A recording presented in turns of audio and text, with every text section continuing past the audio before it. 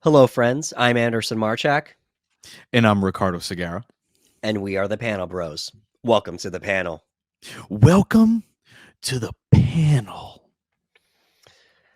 Okay, so we are still doing the filmography of the boss, Zack Snyder, Yeah, boy. and we have now arrived at Batman v Superman, Dawn of Justice, and for yeah, go for it.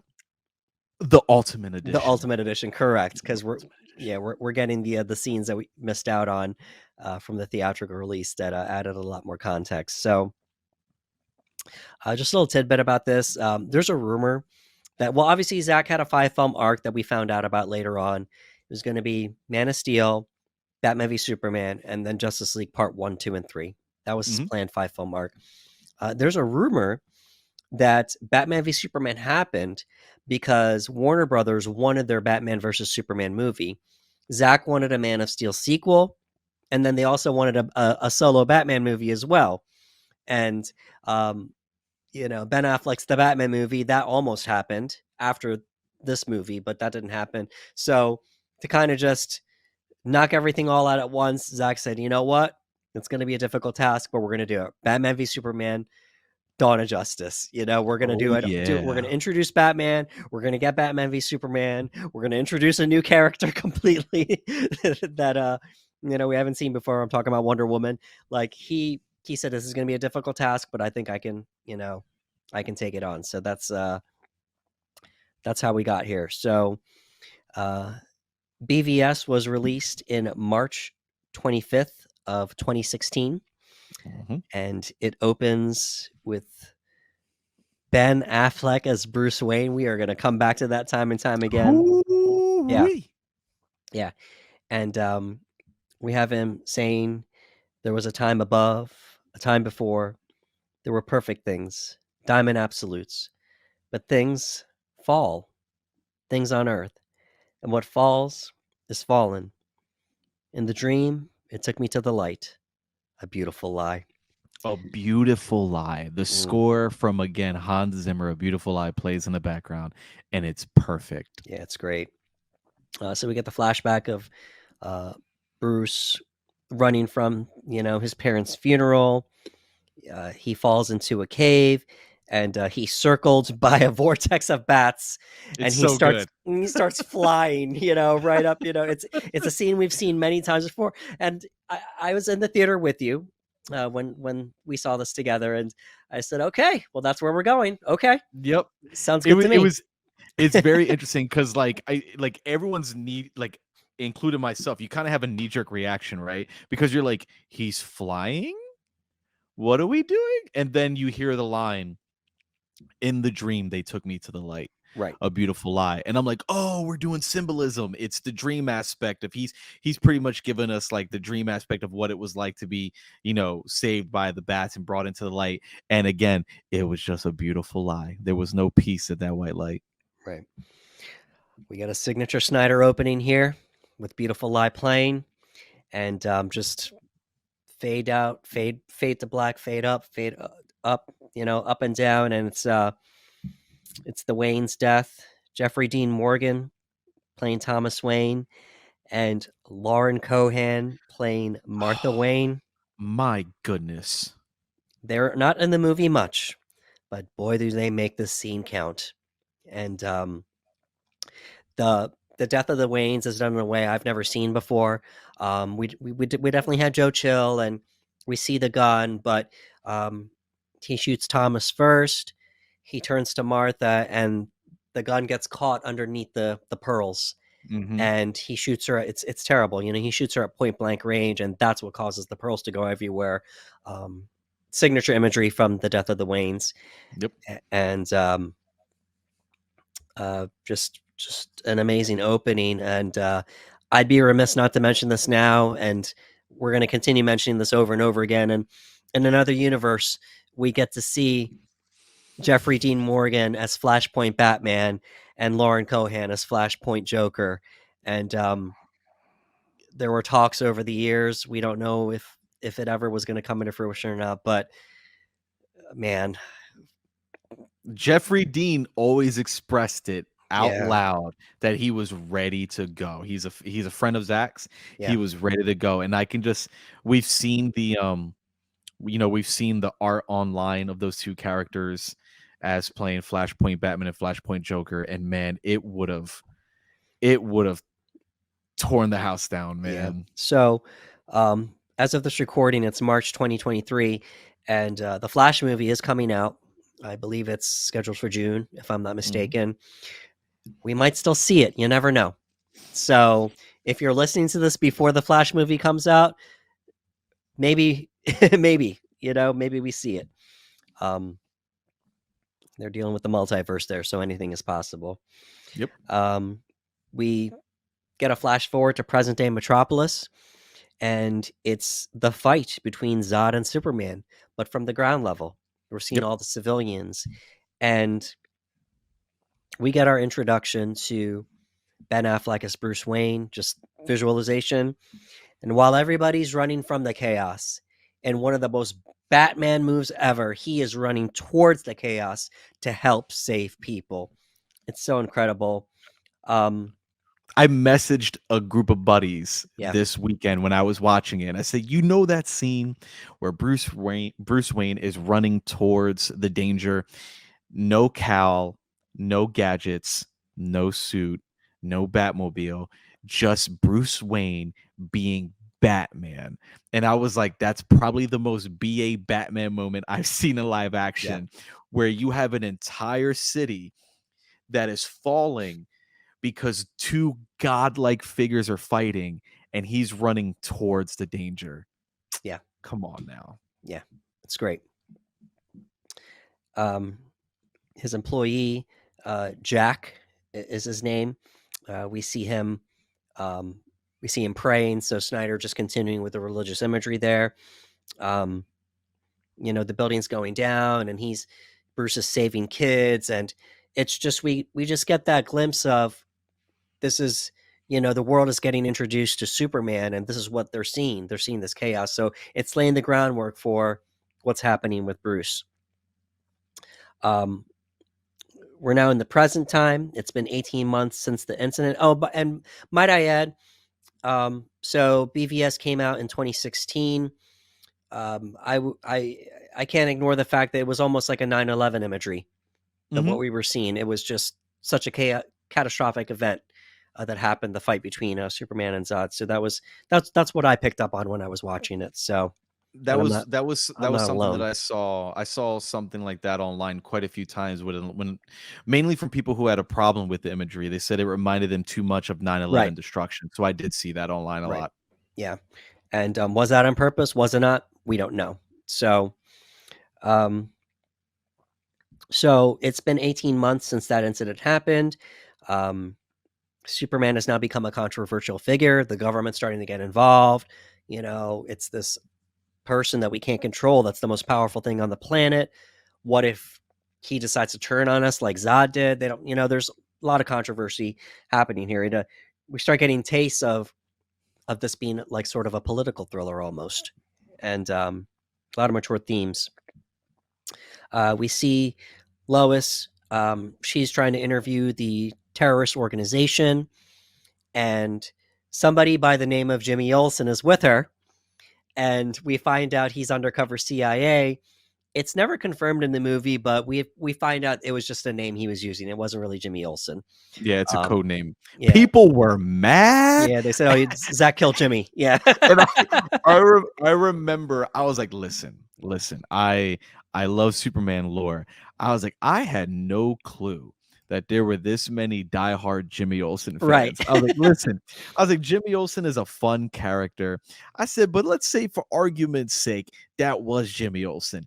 I was like, he kind of got a really cool moment. Like he's CIA Jimmy Olsen. Right. He gets a moment where he's standing toe to toe with the terrorists of the film and just ready to take the bullet, if you will, and whatnot to protect Lois. Right. And it's like, it's kind of a BA moment if it was, but like you said, it's just a code name. That's Right. all it was just a code name. Exactly. And then, I mean, for those of you that watched our Man of Steel talk, you know, it's the poor Olsens. First we had Jenny, she almost died, and now Jimmy, you know, just joking.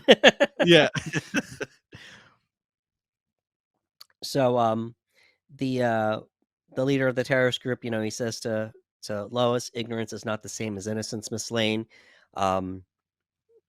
Superman comes in, he saves her, and we fast forward to a hearing with Senator Finch, played by was it Holly Hunter?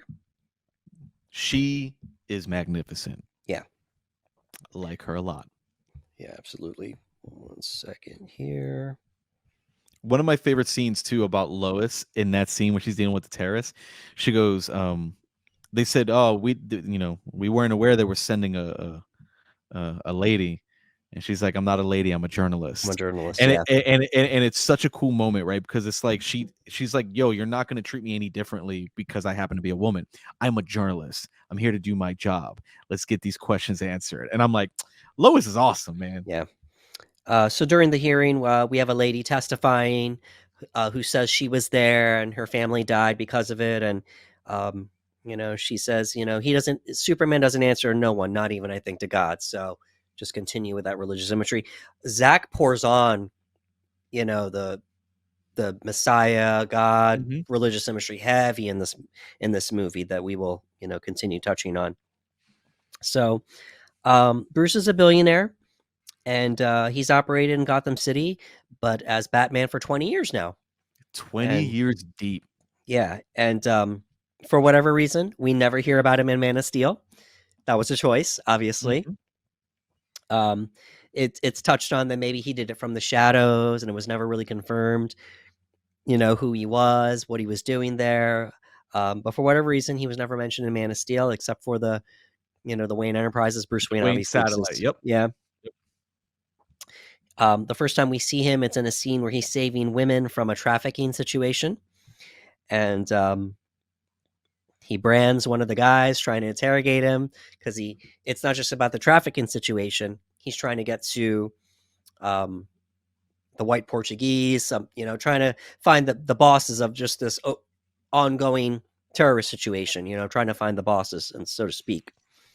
I want to bring up how, and Nolan did this really well too, was they both introduced the Batman in a very scary like setting. Right. They both made them, they're almost, the way they're perceived in the movie is and the way we see it as the audience is almost how it's perceived by the actual characters in the film. So when we see Ben Affleck's Batman, he's like a monster. Like he's hiding in the shadows in the corner on the wall, and he's crawling around really fast, and you can see how that would inflict fear upon people, because even the women that he saves from being trafficked, the women that he saves, they're still not ready to come out because they're like, he's up there. Like it's almost like he is a monstrous figure that lurks in the shadows. And like Nolan, Zach did a really good job with that introduction, because I remember the score hits and you see the one officer and he's turning very slowly, and you just see him in the corner, open shot, and he just hightails it out of there really fast. Great introduction to the Batman. Yeah, it's awesome. We fast forward to Clark coming home to Lois. They share an apartment. They're now going out now. Obviously, they're together. We get a Zack Snyder love scene, and it's a soft moment. It's just kind of to show just how much he cares about Lois, and he obviously didn't approve of her putting herself in that type of a situation, but Lois is going to do what Lois is going to do. At least, I was there to save you, but what if the next time, and well, we'll handle that when we get there.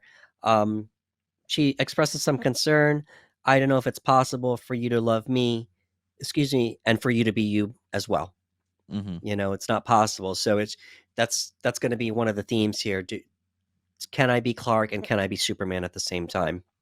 Yeah, because look, she's a journalist, and we know that she's willing to put herself in danger for the story to find the truth. And Superman is always going to be there for her.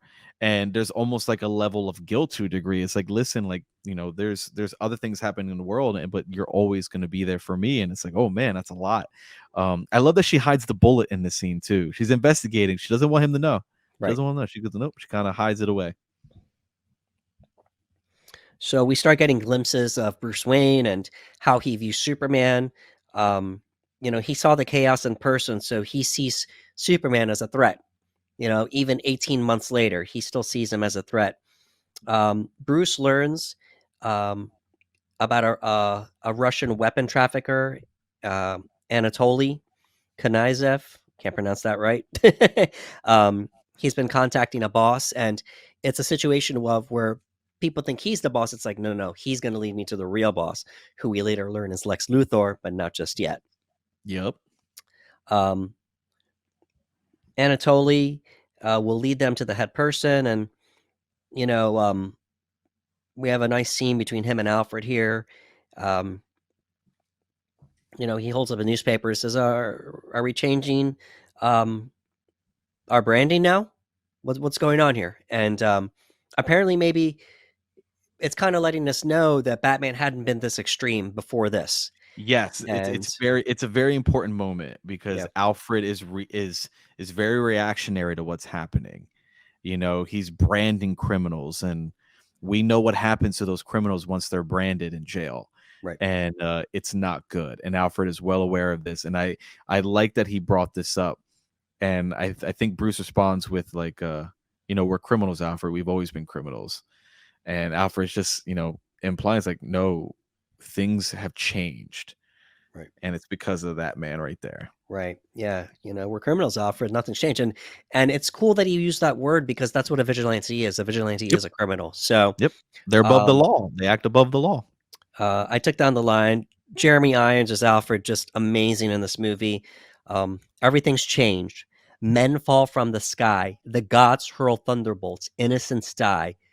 This is how it starts. The fever, the rage, the feeling of powerlessness that turns good men cruel. What an unbelievable and it's one of those one of those line and deliveries that says so much, that even though it's not long, it's not many words, but it says so much, again, where Bruce is now, where he was to where he is today. And that feeling of powerlessness is so important because, again, Bruce was there for the event and he saw what transpired, and I can only imagine how he felt watching that, because Batman has always kind of been in control of a situation, right? He can handle situations. He's prepared for anything. And now there's this godlike figure that probably for the first time in a very long time, Bruce feels powerless. Right. And that is horrifying. And it's, there's a rage forming inside of Bruce like we've never seen before. Right. And Alfred is just like, I hope that it doesn't take over, so really cool part. We got our introduction to Lex Luthor, Jesse Eisenberg, and he made a lot of choices in this movie that we will talk about. But from what I gather, just a millennial billionaire. It's Mark Zuckerberg, but on steroids. He played that role in the Social Network. But Luthor's trying to persuade Senator June Finch to allow him to get his hands on kryptonite that he discovered. And he believes that this kryptonite can be used as a weapon towards any future Kryptonian threats. The only one we know of is Superman, but we don't know if there's more out there. But she says no. And he makes plans with somebody under her. And for whatever reason, he sold the guy. I need access to the ship. Done. It's like, well, I need access to the body. He says, you want access to Zod's body? Okay. It's just like, so, he has these theories that maybe all of this can lead to him having power over Superman, but he's not sure and he needs to test everything. So he gets what he wants. And in the first of many times we see him do really weird things, he takes a Jolly Rancher and sticks it in the guy's mouth and, just pokes it in, and it's cherry. And it's such a strong metaphor for having someone eat out of your hands. You right. know what I mean? Like he's like, I've got you eaten out of the palm of my hand. And it's so weird because like you said, it's a Jolly Rancher. He just kind of goes, "Ooh," and he shoves it in his mouth, and the guy just Yeah. takes it. He goes, yeah, just eats it. Yeah. Yeah. And not the last time we see Lex do something weird, obviously. Nope. Um we see Wallace, an unfortunate um circumstance. We saw him in the opening scene. Bruce attempts to save him. He's saying he can't feel his legs. Unfortunately, he has to end up having them amputated. And we see Mhm. him just down on his luck. Um, he's lost his job. Uh, his wife has left him. So we see him spray painting the words false god on a Superman statue. He gets into trouble. We see on the news, oh, I work for Bruce Wayne. I work for Bruce Wayne.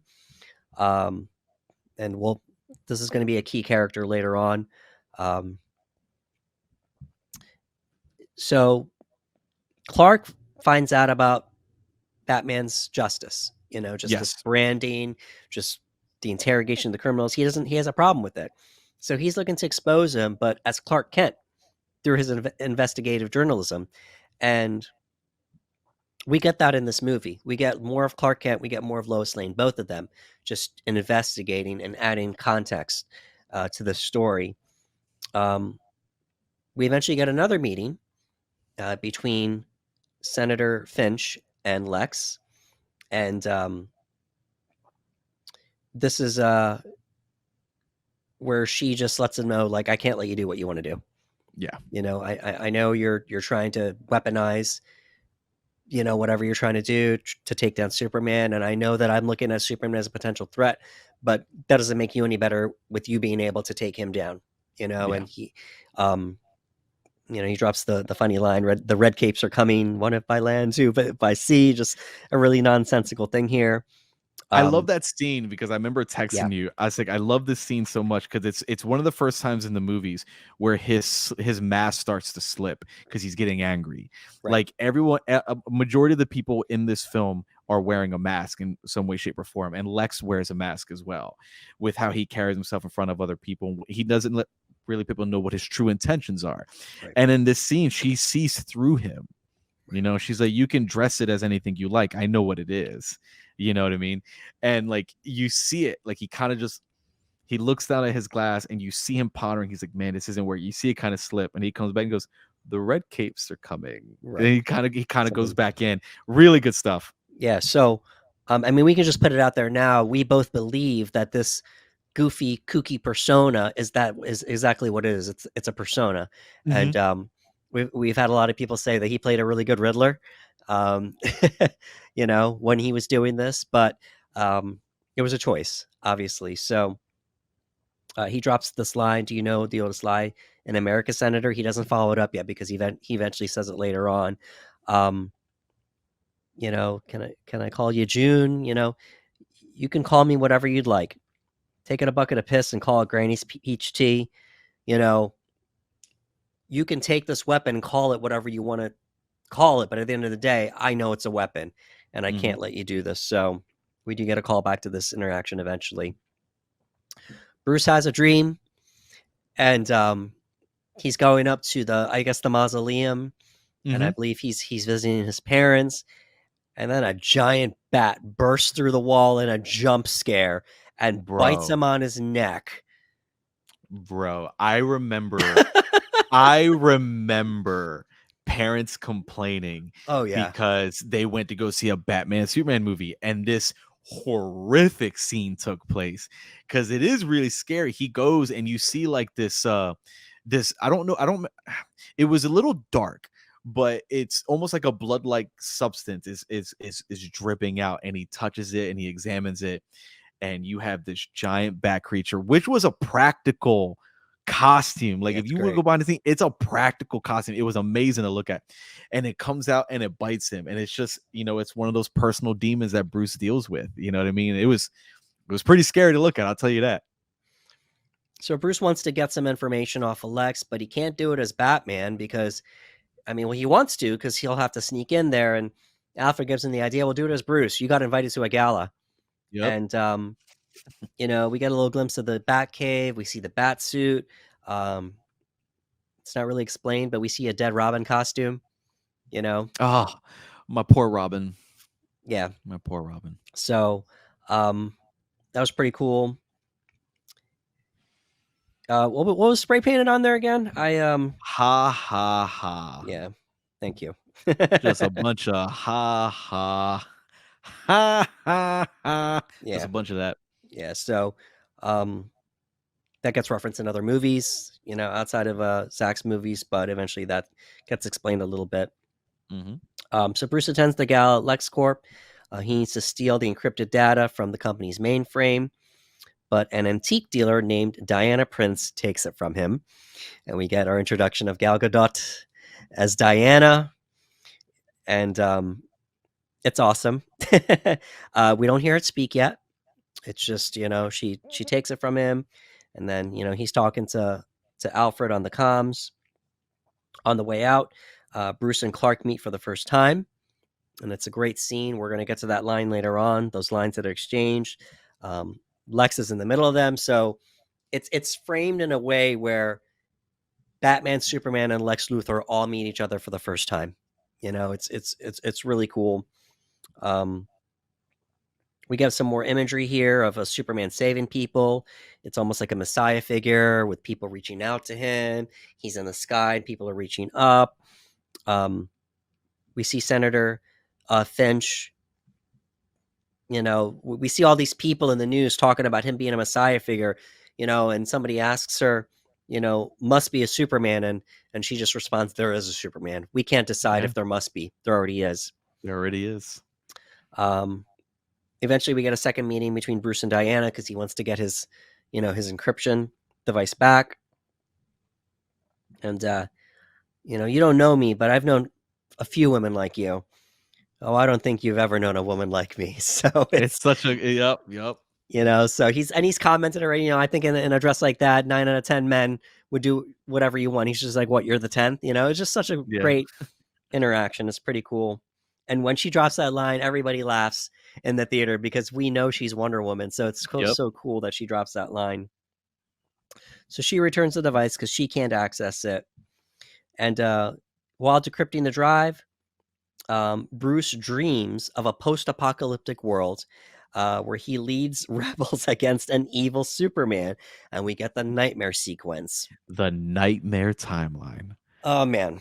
Good Lord. First of all, I just want to give a shout out for whoever decided to put Batman in a trench coat with goggles. What an incredible look. I was like, we got a Batman Mad Max style. Loved it. Really cool sequence. We see Superman. He's corrupted in this timeline. We hear him say a few lines, you know, she was my world and you took her, you know, you took her from me. Like, we don't know what's going on here. It's just, it's in the future. And then he pushes his hand through Batman's chest. Yeah. Oh my God. Yeah, absolutely. Bruce wakes up at his desk to somebody in a portal reaching out to him. So we're just in it at this point. It's an unnamed person that we would later learn as the Flash doing some time travel business. Am I too soon? You know, Lois Lane is the key. Find her. You were right about him. So there's been many things written about this scene eventually. Oh, and then Bruce wakes up again. So it's like two dream sequences. What's happening here? You know? Yeah. Obviously, the Knightmare Sequence was a dream. The part with the portal that really happened, but they found a way to knock him back out again. We don't know, you know, just the logistics of it. It's crazy because I remember Zack explaining that when the character who, you know, we now know as the Flash, whenever the Flash is coming through, it's almost like opening a window so you can see where he's coming from. So it was almost like, I'm doing a horrible job, but I remember him explaining something along the lines of like, since Barry was coming from the Nightmare timeline, as he's coming through to interact with Bruce can kind of see where Barry's coming from. So he's getting a glimpse of that Nightmare timeline. Right. It's very interesting how he did it.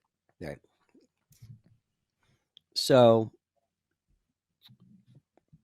Bruce tells Alfred that he wants to steal and weaponize the kryptonite that he found because he saw it in the files that's what that does, and he needs to get it off of the White Portuguese, which we find out is the name of a ship.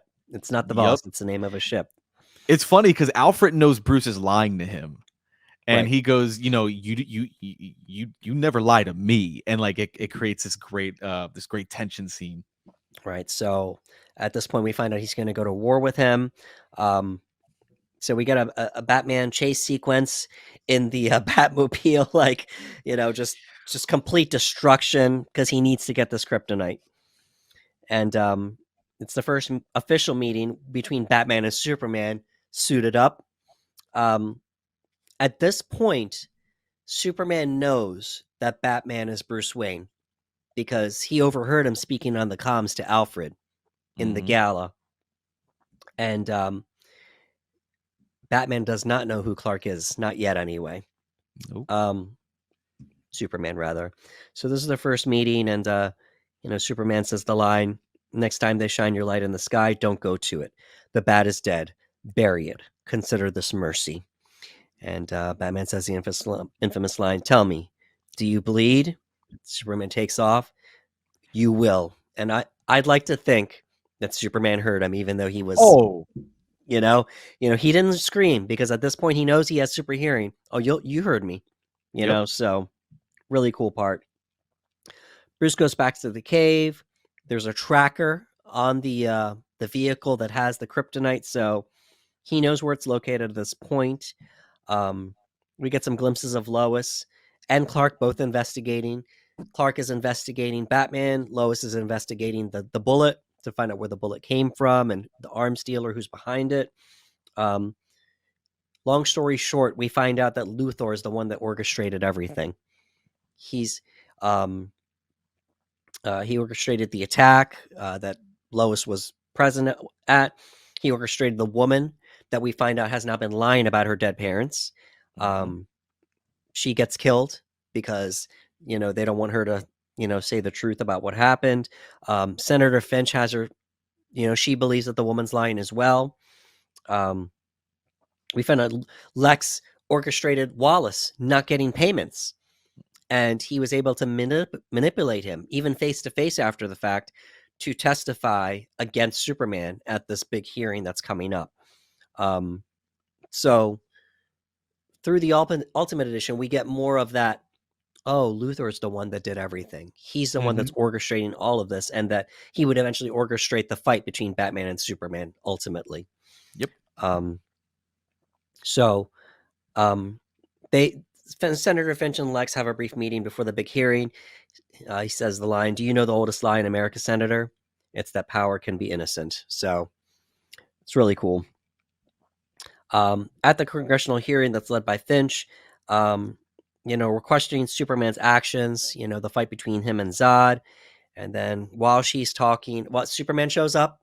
He's standing there. Wallace is over there in the corner in this brand new wheelchair that Lex gives him. Mercy Grace is there, Lex's, assistant. I don't know what title they gave her in this movie, but she's there too, but Lex doesn't attend. He says he's going to, but he doesn't. He's outside. Well, we don't know where he's at this point, but she's looking at the desk and she sees this jar and she turns it around and it says Granny's Peach Tea across. And it throws her off because she remembers her conversation with Lex. She looks and sees he's not there, and she's like, "What's happening right now?" Wallace's wheelchair explodes. Everybody instantly just killed. Yep. And we get this imagery of Superman just standing there in tears because he didn't see it. He missed it. And it's an unfortunate scene. It's an unfortunate scene. And he helps out a little bit just with the injured, but eventually he just flies off. He doesn't know what to do. He's embarrassed. Elsewhere, we see Lex break into LexCorp. He gets the kryptonite, so we get to see a little Batman sneak sequence, of him just. It's on so cool. Yeah, it's on like a little camera, but it's really cool. We get to see Batman in action. Superman and Lois have a little interaction themselves, and he's down himself. He's like, I didn't see it, maybe because I wasn't looking for it. He doesn't know why he missed it, the bomb. And Lois is just reassuring him. She's giving him strength. This still means something. And she's touching the S shield. And he responds, "It did in my world, but my world doesn't exist anymore." Flies off. Luthor enters the Kryptonian ship, and he starts accessing the technology, and he takes Zod's body with him. He knew to take Zod's fingerprints, and he used the kryptonite to do that, to cut the fingerprints off. He put them on his own hand to access the ship, and the last person in charge of the ship was Zod, and well, where's Zod now? Destroyed. Zod is gone. Krypton is destroyed. I'm going to do whatever I want now. And he has Zod's body, and he cuts his hand, a little bit of blood, a little bit of tears. And, it's heavily hinted that he's going to bring Zod back to life. Yeah. And, they give a warning, may the unthinkable, the act so egregious. I think of the line right now, it has no name. I remember bringing something back that was filled with so much hatred, because Right. the memories of Zod were just full of hatred that he had for Kal and Superman. And also shout out that the voice is Carla Gugino. Yeah, there we go. Zach always finds a way. So it's her, and it's hey, she's pretty much saying, hey man, it's not really a good idea to bring this kind of being back. You know what I'm saying? And Lex is like, hey, where's the council? And she's like, destroyed. Destroyed. And he's like, then proceed. Yeah. Really cool. We got a training session from Bruce, spliced with him weaponizing the kryptonite. So this was Zach's way of just showcasing Ben's work on his physique. He had the scene of Clark coming out of the ocean, shirtless in Man of Steel. Now this is his chance to display. And there was a couple shirtless scenes with Clark in this movie too, but this was to showcase Ben's work. And Ben is a tall guy. He's like 6'2", 6'3", and he put on a lot of muscle for this movie. I looked it up. So he's doing this like CrossFit Tabata type situation here. He's pushing 360 pounds. This is from Cinema Blend. We don't know what he's benching, but I'm going to assume each one of those dumbbells were at least 100 pounds. Oh yeah, I looked it up. It says he's actually benching a lot. Okay, just awesome. Just a lot. He's doing unassisted pull-ups. He attaches 180 pounds to himself. So he's like 220, 230, 180 on top of that. The squat is 764 pounds. Bro, call this guy the world's strongest man. Right. Because this dude is a behemoth. I could have done without that because that was a little hyperbole. He's about 230 pounds. So I'm like, you need to be about 3 Benjamins to be able to squat that much. But yeah, they put it in the movie, obviously. I mean, to me, I would have put whatever his real regiment was, because then it would have been a little bit more authentic. But it's cool. We see him do the scream after pulling the rope. It's just such an awesome moment. But spliced in this, we see him. He builds an exoskeleton. He makes a kryptonite grenade launcher and a kryptonite spear. So really cool sequence. We see him sit down, and he manages to decrypt the drive, and we find out that there's been several metahumans across the globe. We only get our introduction to one of them at this time, and we see Diana, who appears in a photo from World War I. And we start getting some mysterious music, like what's happening here. We get the introduction of the Wonder Woman theme song, so it's really cool. Yep. So nice moment here. Clark is on a little bit of an excursion, so to speak, because he's trying to get his thoughts together after the incident with the bomb and everything. And through a dream, sort of like a dream sequence, he sees his father, Jonathan Kent, and it's the only time we see him in the movie, Costner. He mentions a story to Clark about, they were managed to save the Kent farm by cutting off the water supply, but apparently it flooded the Lang farm, Lana Lang, and it drowned the horses. So while the horses were drowning, he was eating his hero cake, he says. And he said if not for his mother, not for his wife, Martha Kent, she's the one that eventually gave him hope that there was still good in the world, and that's going to be an impactful moment here. I miss you, son. I miss you too, Dad. So, It's uh, a really, really powerful scene because again, it highlights the idea that like even with your best intentions right, and what you think you're doing the right thing to protect and save, there can be consequences that you weren't prepared for, and we understand that he did not intend for that to happen, but it happened regardless, and he was able to get by because he had Martha by his side. It's a really, really, really good moment. exactly. So Luthor lures Superman out by kidnapping Martha Kent, and we're gonna get to lines later because Diane Lane just has such great moments in this movie. We see her a lot more, obviously. It's the just to lay that foundation. Um, and he also kidnaps Lois. And we don't know where Martha is, but Lex is with Lois, Amy Adams, at the top of the building, LexCorp. He pushes her off, knowing that Superman's going to save her, hopefully, anyway. She saves him, and before he, well, actually, we'll get to that in a second. Sorry.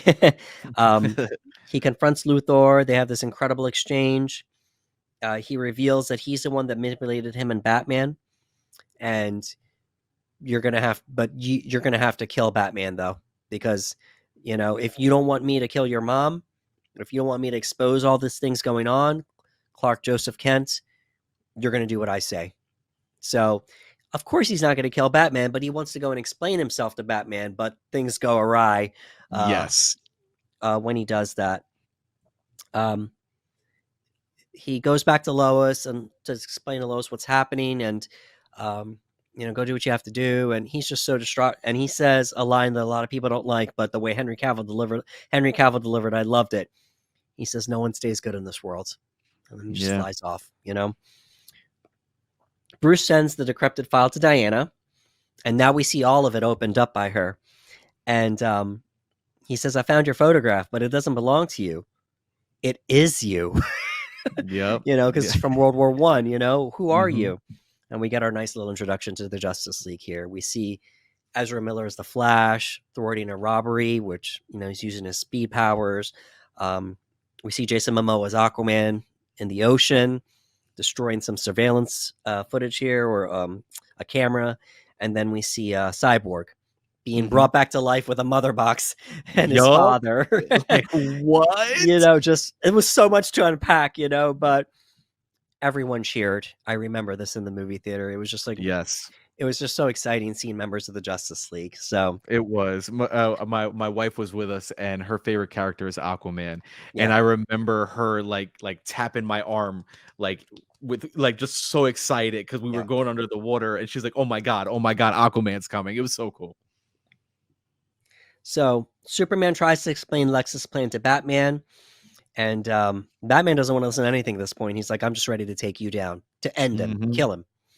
So, they have a fight, and he he tries to get him with some supersonic stuff. Bullets. Things work a little bit. But they're not slowing him down. And eventually, he pulls out his ace. And that's the kryptonite gas, the grenades. And Batman drops the line, "Breathe it in. That's fear. You're not brave. Men are brave." And That's a good line. they start laying into each other. They're just fighting, and um, Batman has the upper hand for a little bit because Superman's pulling punches, but he's got the kryptonite gas in him. It wears off. Superman gets the upper hand again for a little bit. Batman's able to pull off a second kryptonite grenade. He only has 3. He manages Mhm. to get a second one off, and that's the one that really gets Superman. They deliver some lines, which we will get to eventually. Incredible fight sequence. It's It only a was few great. minutes. The name of the movie is Batman v Superman, and boy, did we get it.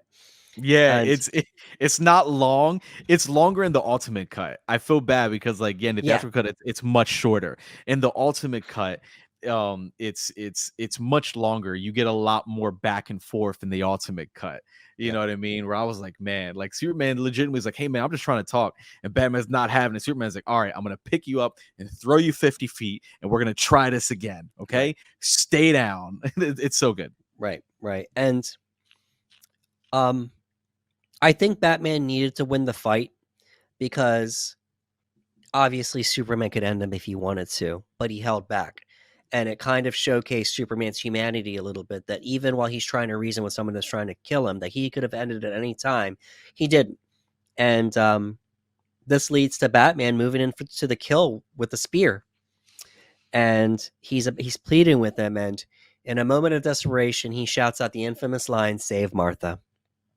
And this is the same name as Bruce Wayne's mother, Batman's mother, Martha Wayne. You know, Martha Kent, Martha Wayne. Batman hesitates in confusion. Why'd you say that name? Why'd you say that name? Lois comes in. It's his mother.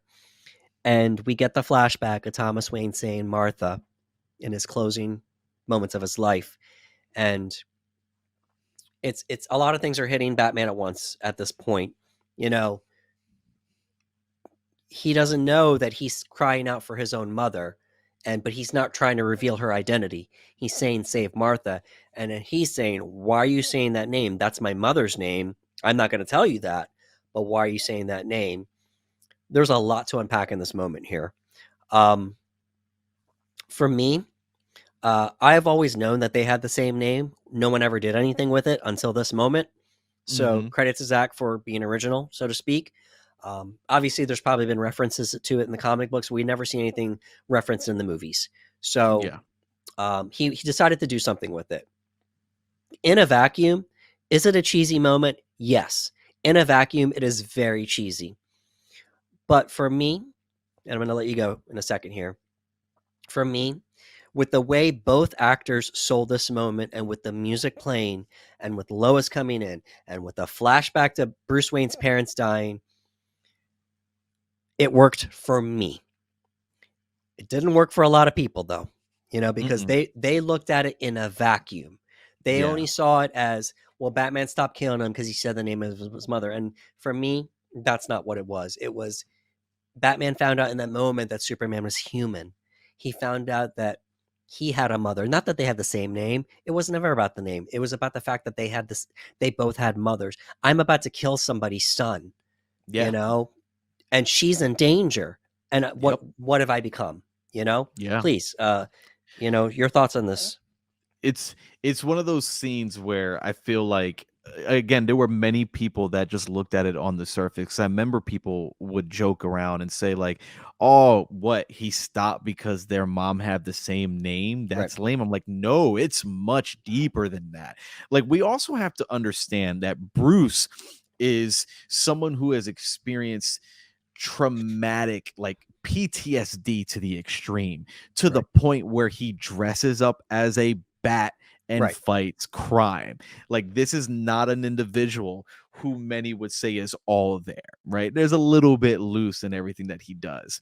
So you have to understand like Batman is almost an antagonist in this film. He's Right. almost at the other side, right? You see Alfred trying to ring him back in. You see, even in this moment, Superman is trying to ring him back in, not for himself, but for his own mother. And that in those moments, right before he's about to kill this alien from another planet, like you said, he shows his humanity. That in his last dying breath, I think it was Joker, right? Wasn't it Joker in Christopher Nolan's Dark Knight? Goes, people show you who they in their final Yes. moments. People show you who they really are. And in Superman's final moment, it wasn't a plead for his own life. It wasn't him saying, "Hey, you're making a mistake." No, it was like, "You're letting them kill Martha. Save Martha. Do that." And and we know with PTSD, people can have trigger words or buzzwords, and for whatever reason, at this very moment, this alien who's about to die, telling Batman, "You're letting them kill Martha." And he's like, "Why'd you say that name?" He goes, "Save Martha. Just save Martha." In those moments, and it's like Ben does such a good job in this moment, because there's legitimately a scene where it looks like he comes out of out of hypnosis. Right. Like he just kind of like there's a jarring shake, and you see his eyes, and it looks like someone who wakes up from a very dark cloud, because he starts to look around the room. It's almost as if he doesn't recognize where he is. It's done so well that, like, just in that moment, and again, he's angry. There's still rage. It's like, why did you say that name? Why did you say that name? He thinks it's a trick. He doesn't understand what's happening. He's like, what is this? Are you trying to trick me? Like, what's happening? And Lois is like, it's his mother's name. And it's not Lois saying, hey, it's his mother's name. It's your mother's name. They have the same name. He goes, it's his No. mother's name. It's his mother's name. So he's like, in that moment, he was taking someone's son. In that moment, he was taking someone's son that was essentially going to cost the life of his mother. And he gets that flashback moment of seeing himself when he lost his mother. And Right. in a sense, he's that kid again. You know what I mean? Like, you have this one kid who's just trying to do everything to save his mom, and he's losing that battle. And Bruce was never able to save his mom, which is why we get that amazing line afterwards where he says, I'll make you a promise. Martha won't die tonight. Right. And it's such a powerful moment. And I know that some people have even argued that, like, oh, that turn was too fast for Bruce. Batman wouldn't be able to turn that fast. No, he absolutely would. Batman has always been able to call himself on his own S when he needed to. Right. When he knew he was wrong, he knew he was wrong. And in that moment, when he realizes the error of his ways, what Alfred's been trying to tell him, what everybody's been trying to tell him, at that moment, again, in a vacuum, it sounds crazy. But when you take all of those into effect, when you take everything that we've said with the fight, with the fear, with the paranoia, with the PTSD, with the trauma of losing his parents, not being able to save them, going back to that time. That's why that scene was so important. Many people are like, why are we seeing Martha and his father die all over again? And it's like, they showed that death sequence just for this scene. Right. They wanted to reintroduce you, because when this moment happens, he's going to have that flashback. And that's why, like, again, performance wise, when he just kind of steps back, Ben Affleck, man, just selling it. Oh yeah. and like, it was a great moment, because prior to this, he's got the white eyes, right? So you can't see any emotion. And Zack did a really good job of, during the fight, that helmet gets destroyed. So now you get his eyes again, and eyes are the windows to the soul. And you see a rage just start to filter away. And there's confusion, and there's realization. And it's just like, oh, and he's holding the gun that Joe Chill had, and he just throws it. And it's such a powerful scene. I absolutely love it. I can understand certain people, if they think that it could have been done differently. I can't argue that. Like, if you think you could do it differently, let me know. You know what I mean? But Right. I think that as a scene in itself, it was a really cool way, like you said, that no one had really pointed out. There were people that went, oh, wow, I didn't realize they had the same name. I never put two and two together. Right. And Zack found a way to tie that to a traumatic event that was essentially going to shake up Bruce at his core in those final moments. Right. And it was great. And I'd be remiss not to put this out there. We're in the minority, and the majority of people do not like this moment. So we're not telling you you're right or wrong. We're just letting you Nope. know this is our take on it. And so there we go. So Yep. so he promises to rescue Martha Kent. He does in a sequence that we'll talk about in a second here. Yeah, it's it's okay. I'm a friend of your son's. I figured the cape, haha. Anatoli, just with the fire and everything. I'll kill her. I'll do it. I believe you. And I believe you. the guy that's holding the gun shoots the thing, and whole thing blows up. He saves her. This is the Batman warehouse scene, as it's known online, and I timed it. It's like maybe 3 minutes, 2 minutes, 3 minutes. And in those 3 minutes, I'm going to say a statement, and it's a statement many people repeat time and time again. This is the best portrayal of Batman we have ever seen on film. Preach. In 3 minutes, we got Batman. He took down an entire room of goons who are all gunning for his head. They're shooting at him. He's using batarangs. He's using the grappling hook. He's using his martial arts. He's using his strength, smoke pellets, the whole deal. It almost felt like we were playing the Rocksteady Arkham games again. Yup. So, um, Arguably the greatest live action Batman fight scene of all time. right. I don't know how they're gonna top it. Can it be topped? Sure, maybe. I don't know. Yeah. But I remember him I remember him swooping in from the floor, getting to the ceiling, and dropping a bunch of gadgets on all their guns so they couldn't use them. Smoke pellets, throwing boxes with his grappling gun. Like, and then like he gets stabbed at one point and he's just still coming. And I'm like, there's a ferocity there, man. Yeah. Just amazing, amazing, amazing choreography, fight, and stunt work all together. Yeah. It's good stuff. Superman regains his strength and he confronts Luthor on the ship. They have a back and forth here, and he finds out that the plan didn't work, but he's got a backup plan, and he says to Superman, "I don't hate the sinner, I hate the sin, and yours, my friend, is existing.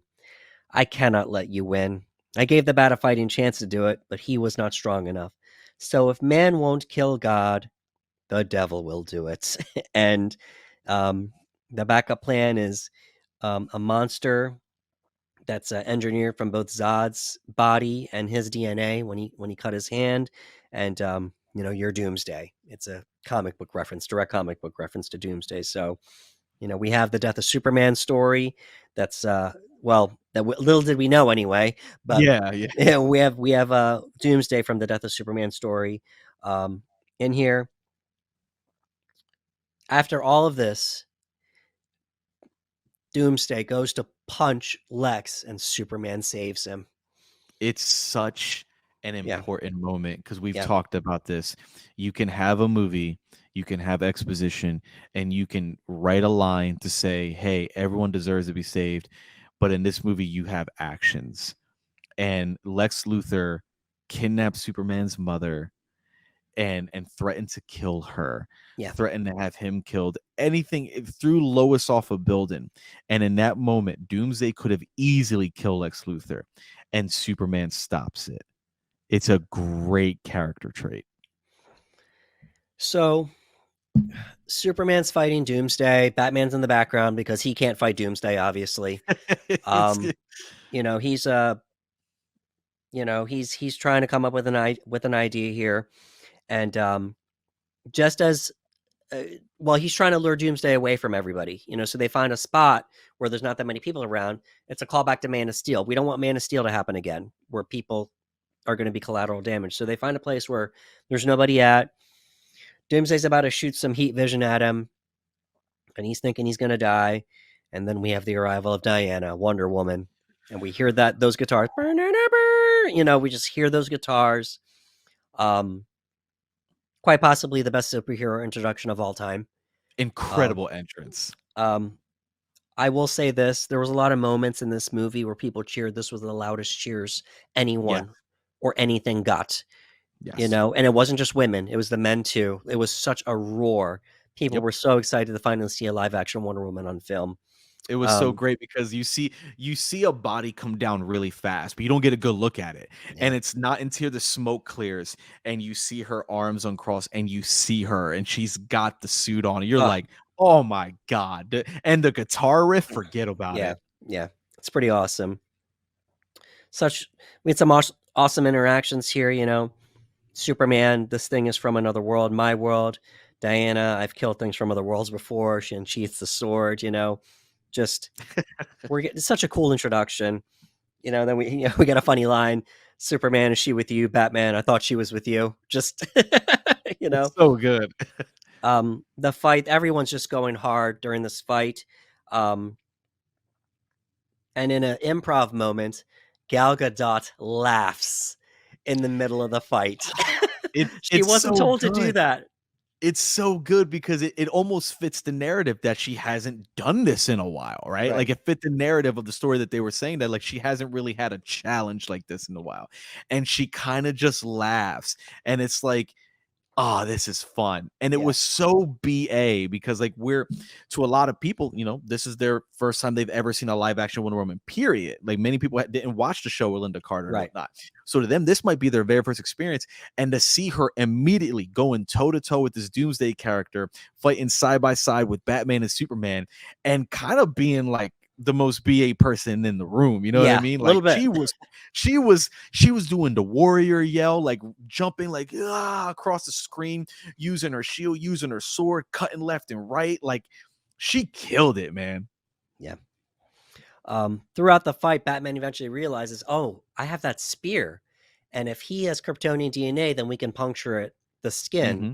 with the spear, because Doomsday has this regenerating thing directly from the comics. You know, the more you come at it, the more that the Doomsday is going to keep growing spines and regenerating and all that good stuff. So we get some Ooh, I also want to point out too that Batman acknowledges he needs the Kryptonite spear. And it also shows how smart Lois Lane is too, because Batman does not interact with her, but she understands that whatever is happening came from the Kryptonian ship, yeah. and she also knows the Kryptonian is a weapon, so she goes back for it. And I thought that was really cool that Batman on his own is like, I need the spear, and Lois on her own understands that they need the spear. And again, Yeah. Zach shows how smart she was. It's really cool. But the closing moment of the fight, we have all three of them team up finally. Batman's been in the background trying to get the spear, trying to just come up with ideas because he can't fight. But so Superman and Wonder Woman, they're fighting. But in the closing moment, all three of them take Doomsday down. Wonder Woman with the lasso of truth, Batman with the gas to kind of, weaken him a little bit, and Superman with the spear.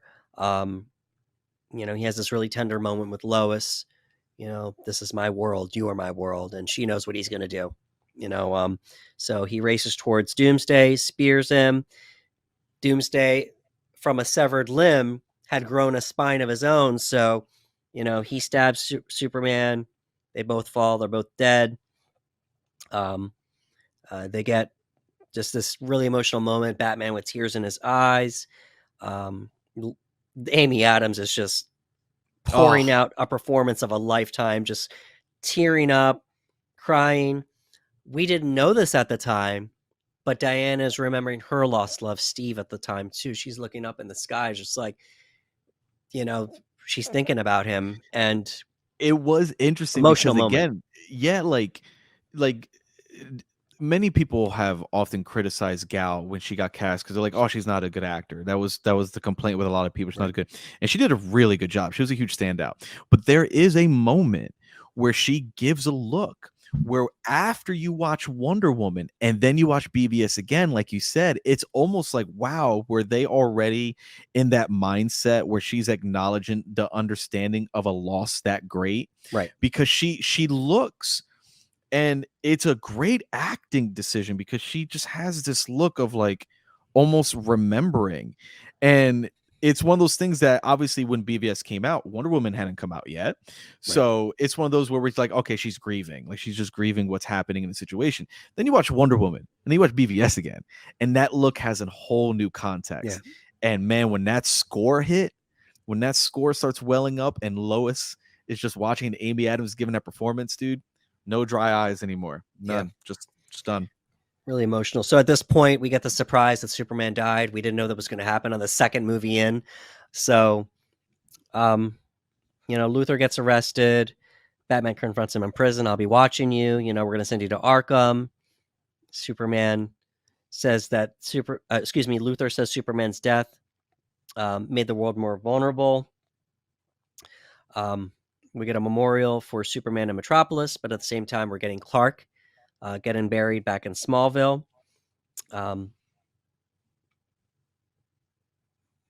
Bruce and Diana both attend the funeral in Smallville. Martha gives Lois an envelope, and it's an engagement ring from Clark. He was going to ask her to marry him. Bruce talks to Diana. He has a regret that he may have failed Superman in life, but in death he won't. So he's asking her that maybe it's time to form a team. Talking about the Justice League here, and starting with the people in the files from Luthor, so they can protect the world since Superman is no longer here. And the closing scene, we see some dirt levitate off of Mhm. off of a coffin there, and that was the end of that. And we've unpacked a lot from this movie, and you know, it's just a deconstruction. You know, that's the word. You know, we had a taste of it in Man of Steel. We went full on in this one. You know, because just the deconstruction of superheroes, it's just everyone's at fault for one reason or another. You know, Superman for missing stuff, Superman for being naive. You know, he's just wanting to save everybody at the same time he's missing the little details. Um, Here and there, Batman just for losing his way. He was ready to kill Superman without Mhm. listening to any reason, and he has to snap back in reality because of it. Diana, she disappeared. You know, apparently that was retcon later on. That Yeah, she, yeah, Pat I think so Patty and her wanted to retcon that a little bit, yeah, I think. so Yeah. you know, apparently her line saying that you know she'd been away for a while, but um, this it was a very controversial movie. It's still a controversial movie to this day. I don't know any superhero movie that gets talked about in a negative light this many years after its release. Um, Yeah. Yeah. usually somebody will talk about a movie up until 1 year after it comes out. Batman v Superman was released in 2016, and I still see message boards. I still see Mhm. comments. I still see tweets and Facebook statuses of people coming back to this movie, and whether you like it or not, divisive, but people are still talking about it. You know, we're at what is it, 4, 5, 7 years? It's been 7 years, and people are still talking about it as of this recording. It's, it definitely struck a chord with people, which I think is what Zach's intentions were. Zach has Yeah, always, again, mentioned that and the deconstruction of our superheroes.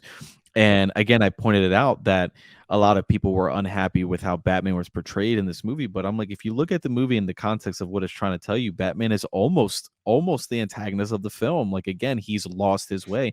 We're talking about a Batman who has spent 20 years in Gotham fighting, yeah, losing loved ones, losing Robin, it being broken, and then you had this godlike figure. Like what, like almost like what do you expect him to do at 20 years deep? You know what I mean? Like there's a lot of things at play, and everyone kind of, Batman kind of lost his way a little bit, and Superman kind of brought him back, especially with that sacrifice, that final sacrifice that Superman lays. That's like the ultimate wake up call. And like he right, says, he goes, I failed him in life, I cannot fail him in death.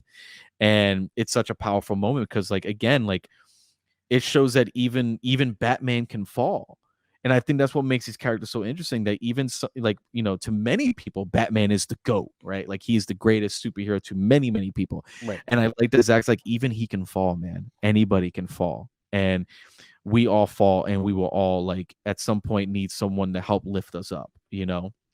So there's a lot of controversy around this movie, obviously, whether it's the Martha scene, whether it's Batman killing. I know that got a lot of heat from people, where right. many people argued over the fact that, oh well, Zach doesn't understand Batman because his Batman killed people. And I'm like, well, if you want to get technical, a lot of people's favorite Batman is Michael Keaton, and he loved killing people in his Right. Batman movies.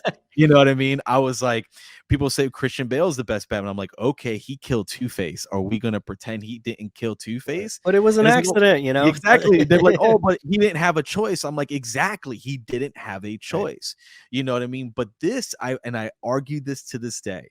This is the only Batman movie or a film that had Batman in it where it is acknowledged in the movie that what he is doing is wrong.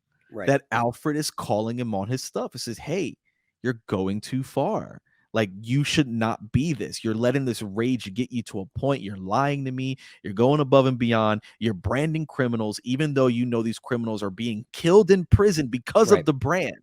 right, Which is why it's so important at the end of the movie that he doesn't brand Lex Luthor, that right. he chooses not to. And that was so important. And I remember a little bit of behind the scenes where when they were filming, some of the studio execs were like, oh, he's going to brand Lex Luthor, right? And Zach's like, no, he can't anymore.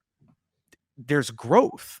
Right. He can't do that. You know what I mean? Like he still wants to. He's like, no, I'm above that. You know what I mean? Right. So it's there's a lot of good Right. And stuff. it wasn't like we went back to this like no killing rule. It was never explained that there was a no killing rule or not. Mm-mm. For me, I think it took 20 years for him to kind of just be like, I don't care anymore. Exactly. Um, because certainly in that Werewolf scene, some of those guys didn't make it, and we know they Nope. didn't make it. I think I might have seen some commentary from Zach where he was just like, "Oh yeah, he's done." Zach Yeah, was seeing these guys flip in the car and go, "Oh, he got up, he's fine," but being yeah, sarcastic. You know what I right, mean? right. Because That, like yeah, you didn't really see Batman going up to people and like stabbing them in the face or anything. It was very much like, I'm going to do what I have to do. If these bad guys right. die in the process, I don't Or care. I remember the one henchman. He gets hit with the box, and his head just leaves a trail of blood on the. And it's just, Yep. Zach's just like, Yep. like Yep. so. And I mean, it's the reality of the situation, right? Right, Like Batman threw a giant box at this guy, and the guy hits the wall. That's gonna happen. You know what right, I mean? And it's yeah, just like, it's again, it's not Batman out there with a chainsaw. It's just Batman was at this point. He don't care. right, And it's understandable. Again, you're talking about a 20-year fighting in Gotham for 20 years. right. Robin You know, died. We don't know who else Robin, died yet. like So Robin's death, and then we'll talk about it earlier. 20 years in Gotham. There's a great dialogue piece there where he's right, kind of giving a little bit of insight. But again, it's a very controversial movie. People are still talking about it to this day. yes, And that says a lot. I can't tell you. And I'll be honest with you. I don't think I've ever seen a comic book movie that had more articles and think pieces than this movie, whether it was people supporting it or just finding all the ways they disliked it. I've never seen, and you can name any other comic movie, and I could tell you didn't have as much think pieces as right. Batman v Superman People still did. talk about the Dark Knight, but they talk about it being the greatest superhero movie of all Exactly. time. It's a very like, we love it. It's This very one, right. Every now and then you'll see somebody try to be a contrarian and say, "The Dark Knight's overrated." And we hear that all the time. But for the most part, the greatest superhero movie of all time. This one, they're just trying to take it apart all the time. all the time.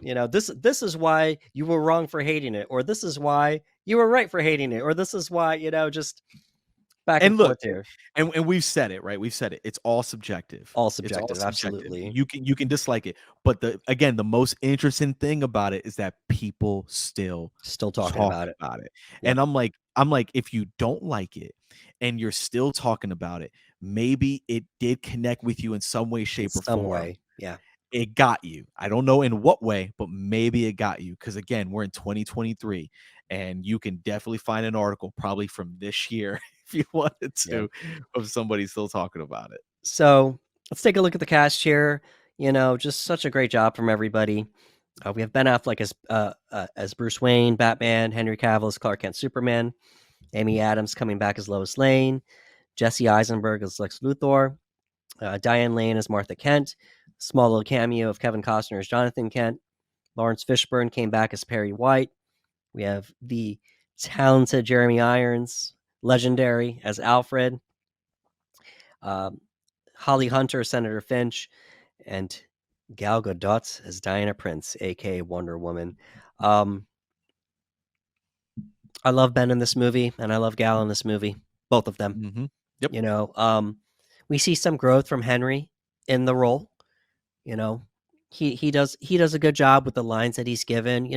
I don't think I've ever seen him give a bad performance. That's my opinion. Yeah. You Yeah. know, it's the nitty gritty of Superman. I feel like we just kept getting some growth, and then maybe by Justice League 2, we would have gotten to see the Superman we all, love, but Mm-hmm. don't want to get ahead of ourselves here, Yeah. But Yeah. by the way, the Justice League 2 that we're not going to get, by the way, that I might add, but whenever I watch this movie back, I love Ben. And just Gal's just a scene stealer. She doesn't say much, but I enjoy her. I'm not a fan of Jesse Eisenberg in this movie. You're not alone. Yeah. There are plenty of people Yeah. I mean, that were like, no.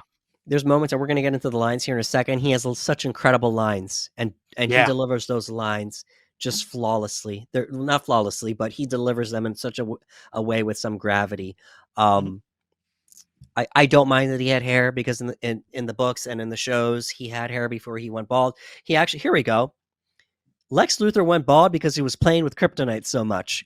Yeah. So that's why he's bald. In this movie, it was a choice because he went to jail. Um, Mm-hmm. in the in the books with the London a little geeky right now, getting a little sweaty. Yeah, Eh, John for John Schnepp, we're getting a little yeah, sweaty over yeah. here. Rest in peace, John Schnepp. But he he he staged his own death so he could play. So he could be his own son. He's Lex Luthor too Yeah, in the comic books. it's It's so good. it's just nuts, and we got the red hair and everything. So, um, for me, I would have liked a little less of the kookiness. Um, Yeah, I think that he has a chaotic delivery in a lot of his films. He has a cadence, right, right? Like there's certain actors that when you hear them, they have a cadence that follows them everywhere. And Jesse happens to have a cadence to him that it follows him in almost every performance. So I know that for many people, it was almost a little too much for their version of Lex Luthor that they know that it right, was this very chaotic energy, like, oh, they let my family die, like very chaotic. And it was almost different. I remember people being like, "Oh, I would have loved to seen him as Riddler." Like I remember people saying that and whatnot. right. And it's a very hit and miss performance. I know that there are people that hate it, and then I know people that love it because it was so different. You know what I mean? It depends on what you wanted out of it and whatnot. Um, and I guess it served as an extra parallel. You had this big buff Henry Cavill Superman who speaks eloquently, and then you have Right. this Lex Luthor who's this very small guy who's got a very chaotic energy. Yeah, You know what I mean? jury. So it Right. plays into it a little bit. It is what it is. So if you could pull up the lines here, we have a lot of lines to get through here, but there was just so many epic lines, and I didn't want to miss anything out here. So Um, good. Lex is talking to the senator.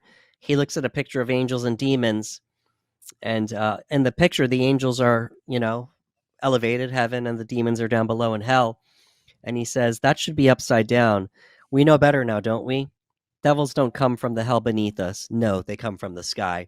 And he's referencing the Kryptonians, Superman, and such. I love that he flips the painting too. They don't Yeah, show it, but later when they come to arrest him and whatnot, the painting is upside it's down. I upside thought that down. was really cool. It's great. So we have a little interaction here. You're going to play Clark, and I'm going to play Bruce. Let's go All for it. right, let's do it. All right, me. All Yeah, right. yeah, So it's Mr. Wayne, Clark Kent, Daily Planet. What's your position on the Bat Vigilante in Gotham? Daily Planet.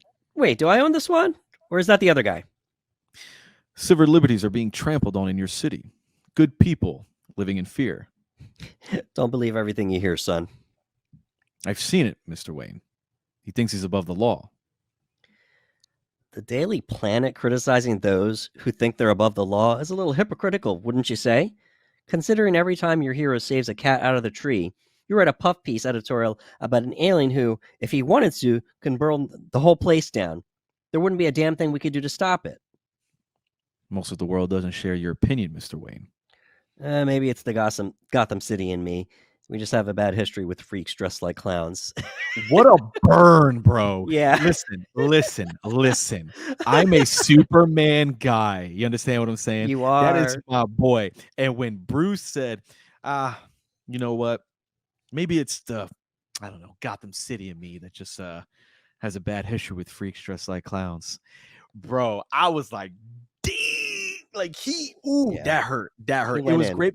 It was great. It was great because we get a nice Joker pop. A You know what I Joker mean? reference, yeah. We get a Joker reference, freaks dressed like clowns, and it's a dig. It's an absolute dig. Like Bruce even looks him up and down and just like freaks dressed like Right. clowns. And at this point You know what I mean? he may or may not know that Clark is Superman at this point, you know? It's so good. It's never really revealed when he finds out. We know for Yeah, sure yeah. after Lois tells him, but it's never really revealed when he finds out. But That whole sequence is great because another thing that I love about that is like they're going back and forth, right? right. And then you have Lex Luthor who's standing in between them, this really small guy, and he's doing the whole like, "Oh, nice to meet you," blah blah blah. And again, it serves as a great set of imagery and metaphor that you have these two guys that are at opposing odds, and you have Lex right in the middle, Right. like he's causing all this The friction. puppet master. Yeah. Yep, I thought it was really really cool. All right, so I'm going to be Alfred and you're going to be Bruce here. Ooh, I love this one. I know you do. So Wait, are we going? Are we going unedited? Are we? yeah, we're going to go and edit. I'm going to try to bleep this All out right. after the fact. So All right. yeah. All right, let's do it. Apologies if I don't get to do it. All right. You're going to go to war? That son of a brought the war to us. 2 years ago, Jesus, Alfred, count the dead. Thousands of people. What's next? Millions? He has the power to wipe out the entire human race, and even if we believe there's even a 1% chance that he is our enemy, we have to take that as an absolute certainty. And we have to destroy him. But he is not our enemy. Not today. 20 years in Gotham, Alfred. We've seen what promises are worth. How many good guys are left? How many stayed that way? So good. It's that whole thing, bro. Great That whole interaction. that whole thing. And again, it shows you how far Bruce is, right? Like he's like 1%, not 20, not 50. Even if there is a 1% chance that he is our enemy, we have to take that as an absolute certainty. We have to destroy him. And I love how Alfred is trying so hard to pull him back. And he goes, he's not our enemy. And then again, not today. What about tomorrow? 20 years in Gotham, Alfred. How many good guys are left? How many stayed that way? And I remember in the theater, for whatever reason, I thought Jason Todd. I immediately, just thought, because he goes, how many good guys are left? How many stayed that way? So, and again, we never get any type of acknowledgement to Jason, but I just thought it was like, ooh, who's he referring to?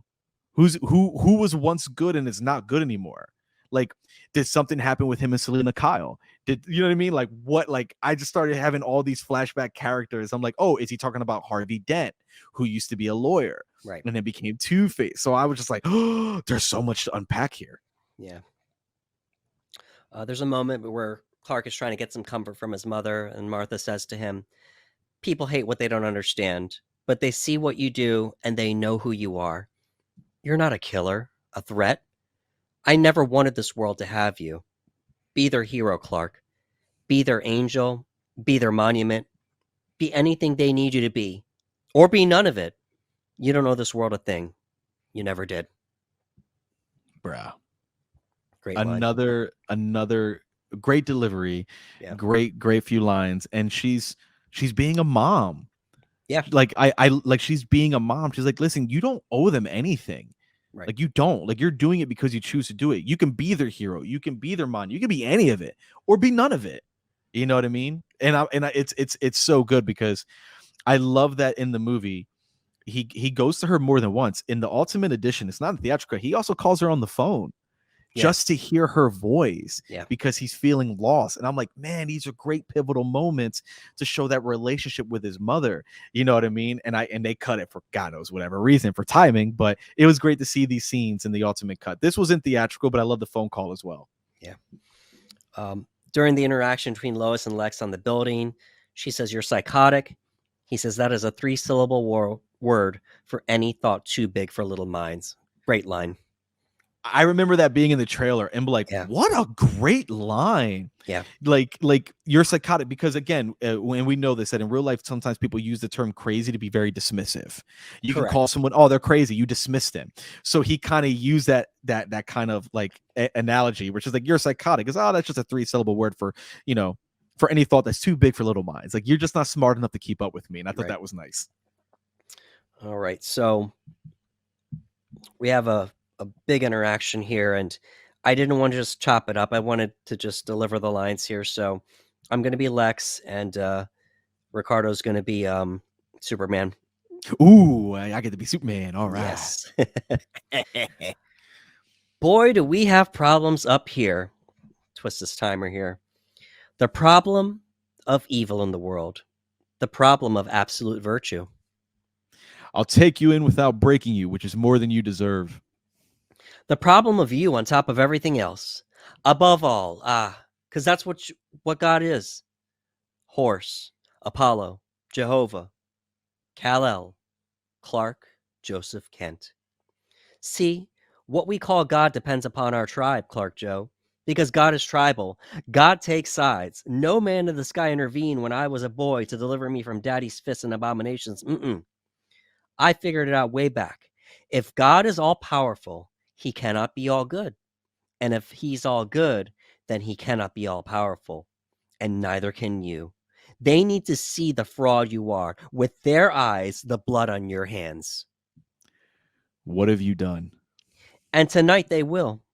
Yes, because you, my friend, have a date across the bay. Ripe fruit, his hate. 2 years growing, but it did not take much to push him over, actually. Little red notes, big bang, big bang. You let your family die. And now you will fly to him, and you will battle him to the death. Black and blue, fight night. The greatest gladiator match in the history of the world. God versus man, day versus night. Son of Krypton versus the Bat of Gotham. You think I'll fight him for you? Yes, I do. I think you will fight, fight, fight for that special lady in your life. She's safe on the ground. How about you? Close, but I'm not talking about Lois. No. Every boy's special lady is his mother. He starts showing Superman the Polaroids of Martha. Martha, Martha, Martha. But the mother of a flying demon must be a witch. And the punishment for witches, what is that? That's right. Death by fire? Where is she? I don't know. I would not let them tell me. Now, if you kill me, Martha dies. And if you fly away, Martha also dies. But if you kill the bat, Martha lives. Superman calms down. There we go. There we go. And now God bends to my will. Now the cameras are waiting at your ship for the world to see the holes in the holy. Yes, the Almighty comes clean about how dirty he is when it counts. To save Martha, bring me the head of the bat. Ah, Mother of God, would you look at the time? When you came here, you had an hour. Now it's less. Bro. Bro, I remember in the theater being in shock because I was like, bro, Yeah. Lex got him, dude. I was like, Lex got him. I kind of want us to do that now. We need to do that for real. I was like, bro, I was like, dude, like when Lex was just like, one of my favorite parts too is like when Superman goes, where is she? And he just goes, I don't know. I would not let them tell me. And it's such a smart play because he's like, if he knows Superman can get the information out of him. So he's like, I don't know. I didn't let them tell me.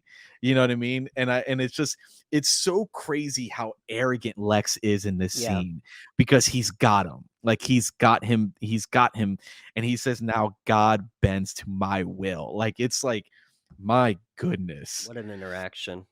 Amazing interaction. And I love that we get a little bit of backstory from Lex in this, where he said, God is tribal. God chooses sides. And he goes, there was no Superman to save me from the abomination of my father's fist. And it's like, oh, wait. There's a little bit there. I'm like, there's a little bit of backstory there. Like we get a little bit of reason why Lex Luthor kind of rejects these heroes. It's like there was no one there to save him from the abuse. Right.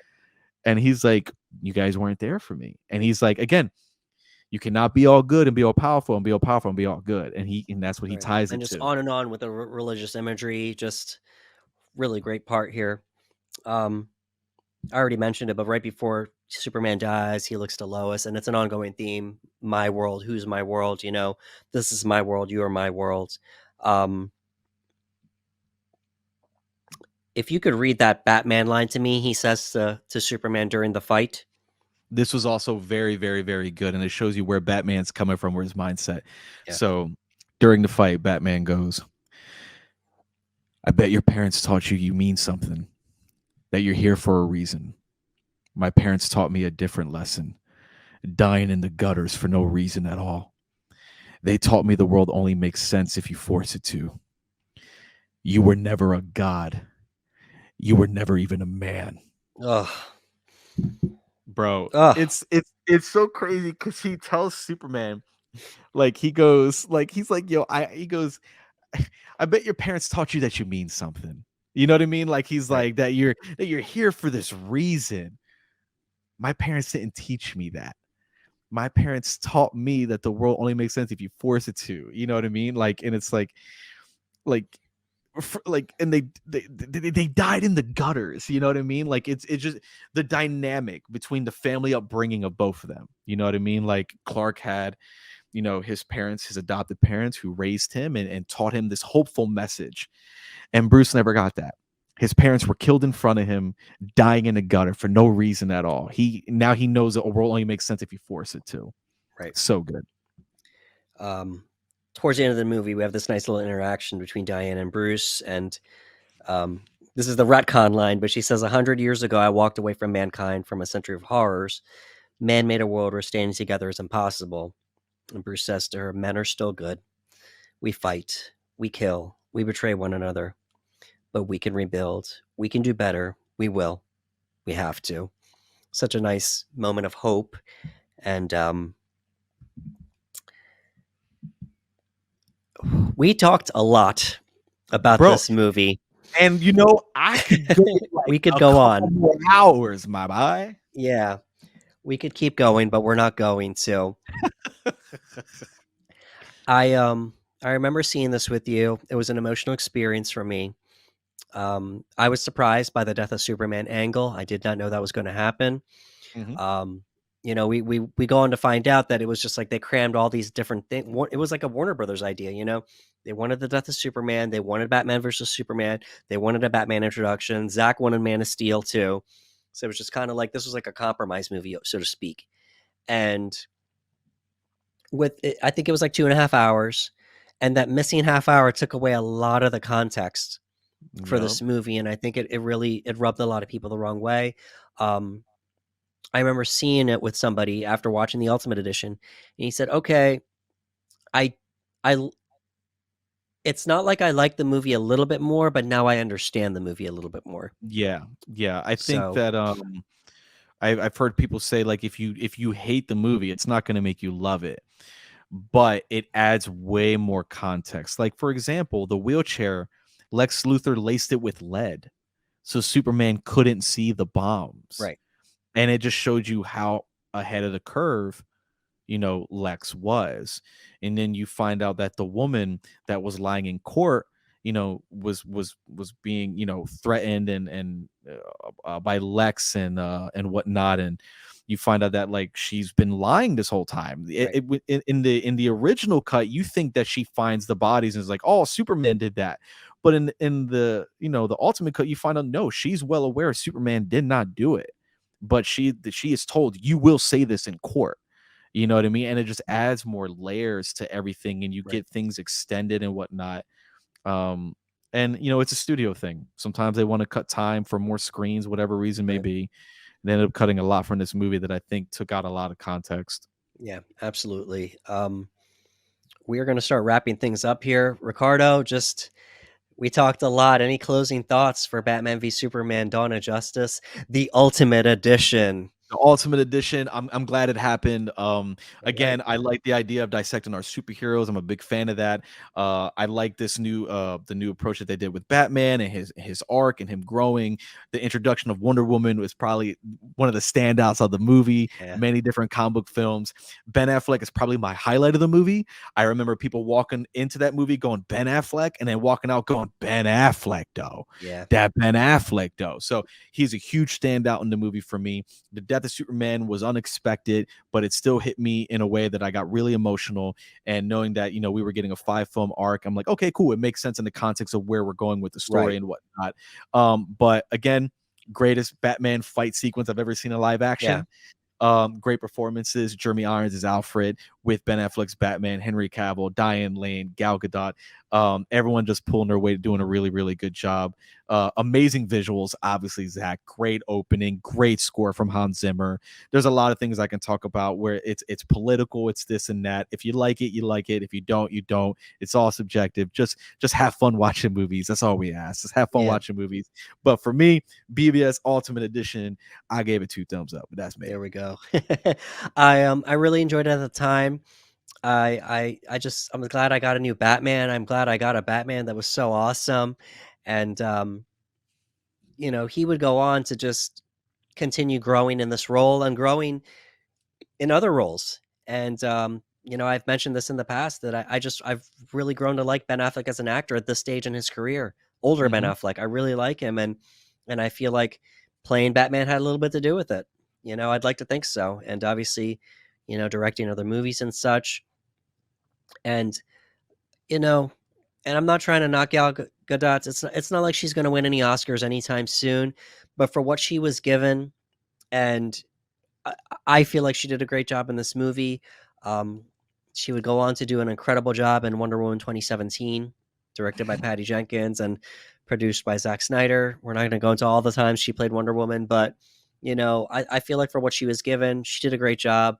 Most of us only really knew her as Giselle from the Yeah. Fast and Furious movies. Mhm. So that's as far as that goes. Here we go. I'm not a fan of Lex, and perhaps we would have gotten to see the Lex that we know more in other Justice League movies.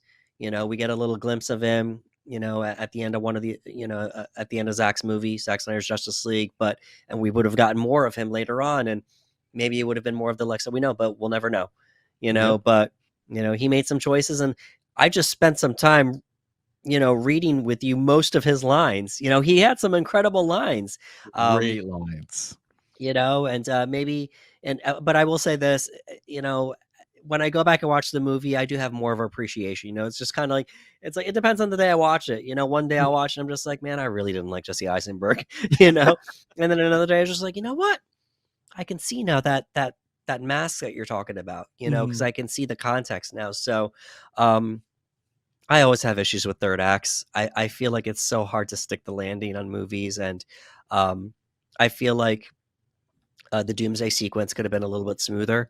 Mhm. Um, there's no way you can't really realistically portray that because Batman doesn't have powers. You know, Yeah, you can't do that much shit. in animated you can get away with it. In the comic book you could have him firing a god-killing bullet to Darkseid because it's a comic book. Yeah. In a live-action movie, I don't know how that would work.